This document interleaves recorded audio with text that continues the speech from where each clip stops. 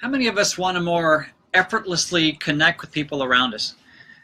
What if there was a way to pour more hope, more belief, more inspiration in people around us? Yes. Well, there is. And one of the keys to that is kind of the art, if you will. I call it the magic or the art of learning to ask the right questions in our communications. I just did we do a weekly training call with our team. We call it the UK Global Call. We have a team we're building in Europe, in the UK, now soon to be Germany, Italy. Hey, Deborah. And our latest call today was on the same title. Hey, Dean. It was the magic of asking the right questions.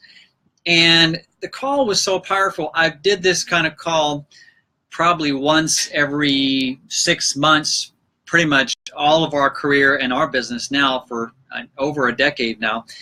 And we keep doing this call because the skill and the art of asking the right engaging questions of people really helps us connect and engage and discover and have empathy with anyone we're in relationship with, whether it's our grandson or granddaughter, whether it's our wife or our significant other, whether it's daughter, son, our business partner, in the case for me about half an hour ago, or whether it's somebody that we're looking, if we're in marketing and sales, as we are, then it's somebody we're looking to engage with, see if they have some challenges that we could answer.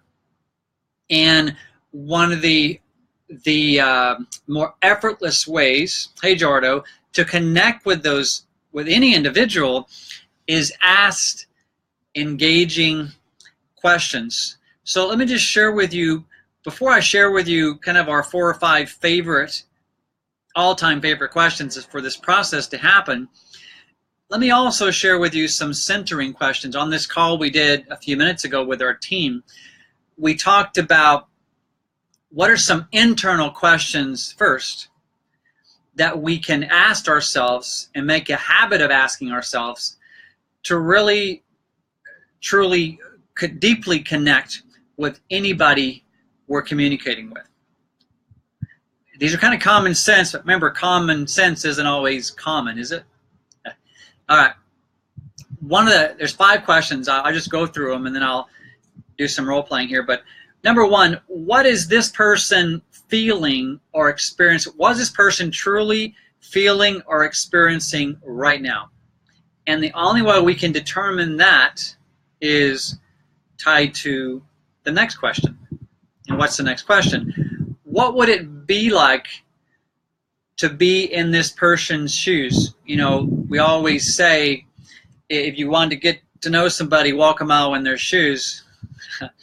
And to have the true empathy of the experience and to really relate to where they're coming from, we have to first of all determine kind of what emotional state they're in.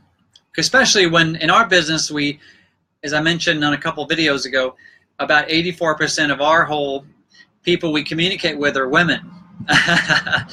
And for good or bad.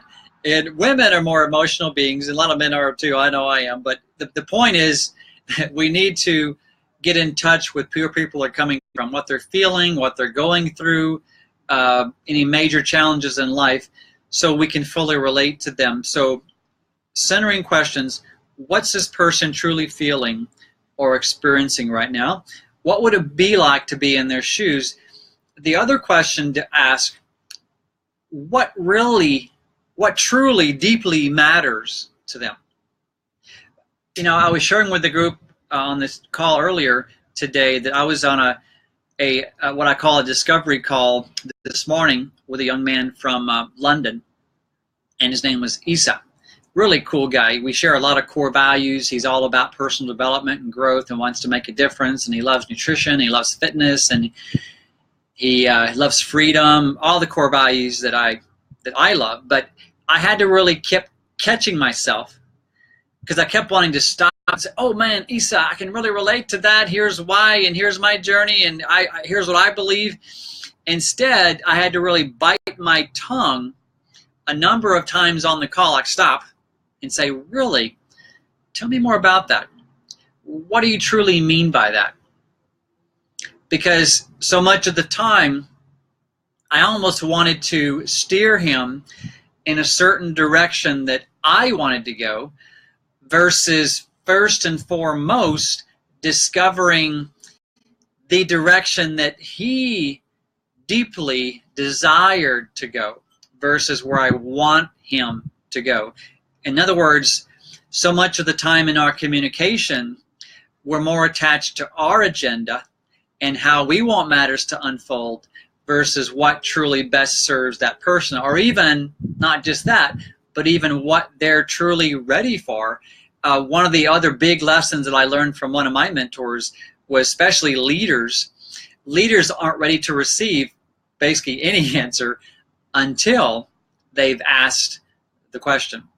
And that took me a long time to figure that one out, and I'm still figuring that one out. How many can relate? Question number 3, are these personal centering questions to ask ourselves always to more effectively engage. What would make the biggest difference for this person in this moment?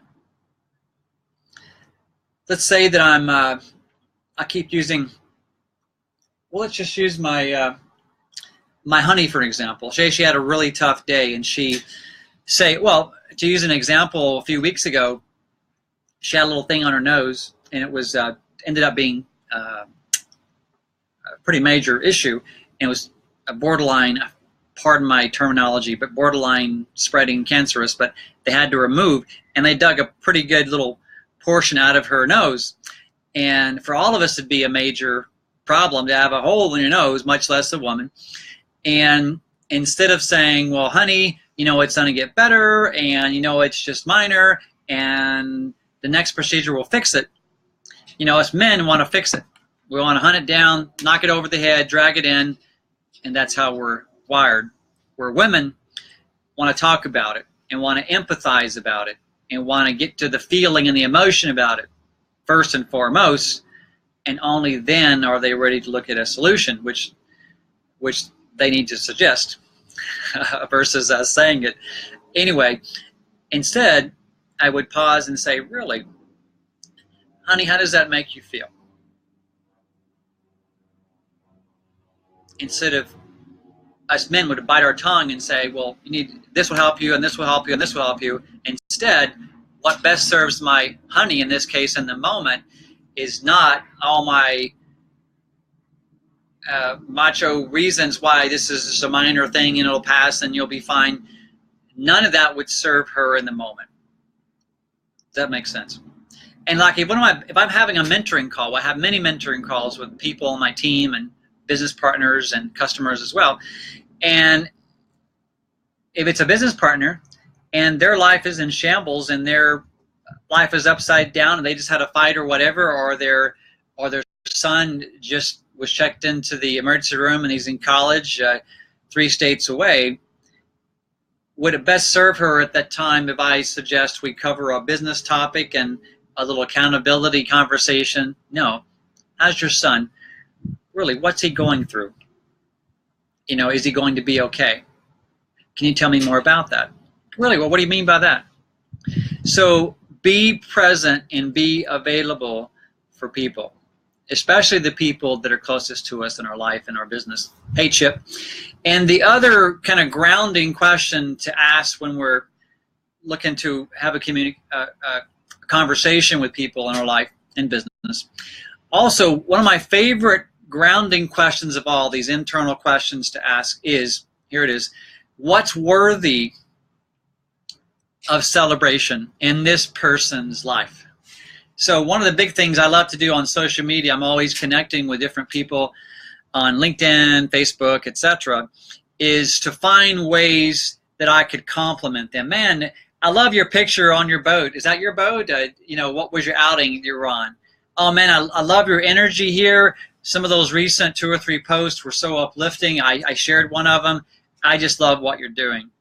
Oh man, I love the picture of you and your kiddos. Is that your daughter there on the balance beam? You know, all kinds of questions. By the way, I noticed that you were the same company and you just advanced. Hey, Kevin, and you just advanced in rank 4 different times over the last 4 years. My goodness, you must love what you do. You know, find ways to affirm and uplift people. But these grounding questions that we don't necessarily ask people, but we asked ourselves internally, are just as important as these next set of questions. So again, one more time, I'll review them. What is this person feeling or experiencing right now? That's crucial to step into that place. Take a big breath and truly listen. What would it be like to be in their shoes versus let's get them these shoes that would help them walk better? That's our agenda. Only if they want, desire to have those shoes. What really matters most to them right now in this moment? And that only comes by listening. What would make the biggest difference in this moment for this person? What is it? Outside of our own agenda. We've got to step out of our agenda to saying what truly will serve you right now. And we can only know that by discovering and asking the key questions. And number 5, which is one of my very favorite ones, is that we can always make a habit of, is what's worthy of celebration in their lives. And what's worthy of celebration? Everything. My goodness, you look fabulous today. Great to hear you just worked out. I love your picture from the gym this morning. Oh my goodness, your grandbabies look amazing. What's it like over there? Yeah, it's so awesome to see you stepping up and living life fully. You know, Doc, if it's a couple of my chiropractic buddies are here. So, Lauren, I just love the fact that you all about serving other people. You help them stay healthy, keep their back healthy, and their, chiropractic is an essential, wellness practice for all of us. Whatever that is, it needs to be genuine, which it is. But there's so many aspects of anybody in our lives that's worthy of celebrating, and the more we can make a habit of that, the more our relationships become richer, our business flows, everything follows that. So those are some of the internal questions. And here are my favorite. I have these 4 little questions here that helps me a lot, especially on my mentoring calls. A lot of times I will keep this at my desk. But right now I'm visiting family in Texas, but at my desk back in Arizona, I have these 4 questions actually printed out. Thanks for the hearts. I think that was Cheryl. I have these 4 questions printed out that I glanced at in my coaching and mentoring calls, and these questions serve me really, really well with my honey as well. So men, you might want to jot these down. I'll just run through them, and then I'll give a couple of examples, and we can call it a day here. But here it is. Number 1, can you tell me more about that? Really? Can you tell me more about that? What does that mean, honey? If I'm asking my sweetheart, my wife, or if it's a business partner, I wouldn't say honey. I would say, really, can you tell me more about that? Why is that happening? That's number 1. And then listen in, lean in, and truly listening. Question number 2, really, can you say more about that? Really, tell me more about that. Really, what did you I just heard you say that this was happening. Could you help me? What I understand you just say was this, that you're having trouble getting to the next step. People, you see their need and challenge, but you have a challenge with asking the right questions or finding a way to ask them if they want to look at what you offer. I mean, can you help me understand this? Okay. Number 2, can you say more about that? Number 3, what's that like? So much of the time, I think we're prone to, we've kind of almost made a habit to nod our head in just an agreement without fully understanding, just to be agreeable. Does that truly serve the person we're in communication with? And most often not. Why not get really clear on what we're agreeing to, and even get more clarity around what we're hearing somebody say? So remember, we all live our life much less communicate. Hey, Lisa, much less connect with people and see life through filters. One of my favorite things to do in a training is to put these big, huge sunglasses on our head, and all of us wear these sunglasses around that are filters that we see life through based on our beliefs, values, perceptions, etc., our agendas. And the more we can take these glasses off and the filters off and say, really, wow, I'm wide open to seeing it from your perspective, and then getting good at uncovering what their perspective is, what they're going through, what they're feeling, what some of the challenges are. And number 4, could you help me understand that more? So men, I would challenge you to ask your wife, and make in the next few conversations you have with your honey, or women, even your men, say, really, can you tell me more about that? Really, honey, can you tell me more about that? What do you mean by that? And it will give you a lot of points. Remember, we only get 1 point every good thing we do with our honeys. We don't get 100 points for the new car, or we don't get an extra point for every rose we send them. A dozen roses is 1 point, so is 1 rose. I learned that a long time ago from Dr. Gray. But anyway, hope these have served you. I'm going to get back to my family here. But again, the questions that I have up on my wall that I use a lot in my coaching and mentoring, can you tell me more about that? And genuinely mean it. And then listen to fully understand. Number 2, can you say more about that? What do you mean by that? Number 3, really, what's that like? I haven't really been there. I haven't really felt that way, or I don't think I've experienced that in a long time. Can you tell me a little more about what that's like? Number 4, really, could you help me understand that more, a little better? And then lean in and listen. And it'll go a long way in your coaching, mentoring, training, talks with your honey, your son, your child, whatever it is. Part of it, remember, I'll end with this. Hopefully you've all read and listened to the works of the late Dr. Stephen Covey. One of his principles of highly successful people is seek first to understand, then to be understood. Seek first to understand, heart, ears wide open. Help me understand. What do you truly mean by that? Could you tell me more about that? Could you say more? I don't think I fully understand that. I heard you say this. Did you mean this? Seek first to understand, and only then to be understood. Hope that helps, guys. Yeah, the power and the skill and the art of asking more engaging questions, oh my goodness, I think it's one of the basic, most fundamental skills we have as human beings, to really connect with people on a deeper, meaningful level. Create an amazing day. You deserve it. Hey, Yvonne.